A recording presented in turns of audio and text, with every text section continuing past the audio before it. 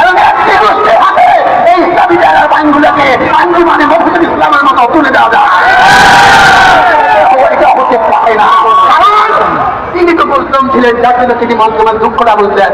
খুবই আশ্চর্যের বিষয়, যারা বলছিল ব্যাংকিং রেগুলেশন পাস করতে হবে তারা কিন্তু যখন স্পিকার মহোদয় লেখার হাত করে এই আমাদের এই সরকারি দল হাত করলে আর বিরোধী আস্তে করে বন্ধ করতে বললেন না। জয়যুক্ত হয়েছে, জয়যুক্ত হয়েছে, জয়যুক্ত হওয়ার কারণে আমরা আমাদের মতো মুসলিমদের একটি আশা দেখেছি।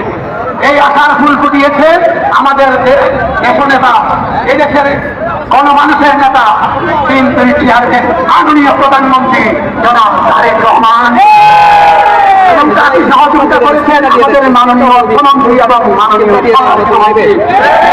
তাদের কাছে আমাদের কৃতজ্ঞতার কলসের ভাই মাননীয় অর্থমন্ত্রী, মাননীয় স্বরাষ্ট্রমন্ত্রী, মাননীয় সংসদ সদস্যবৃন্দ, আপনারা আমাদের হৃদয় বিজ্ঞান ভালোবাসা এবং সংগ্রামী ধারণ গ্রহণ করুন।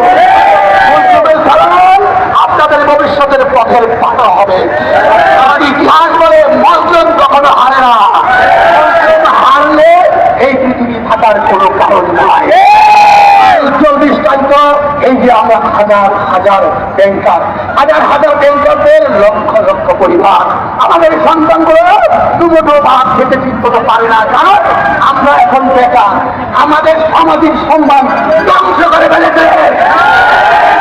আমরা এই বারবার খাওয়া 80 বছরের যুবক কমিশনের বিচার চাই।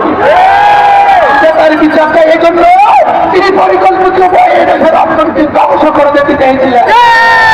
একই সাথে অনুরোধ করবো, একটা অনুরোধ করবো, আপনারা মেহরবানি করে রাস্তাটা ছেড়ে দেন। বিনয় সমাবেশ করছে, যান চলাচলে চিন্তা ঘটাবেন না। প্রিয় বন্ধুগণ, ইউনিয়ন ব্যাংকের চেয়ারম্যান জনাব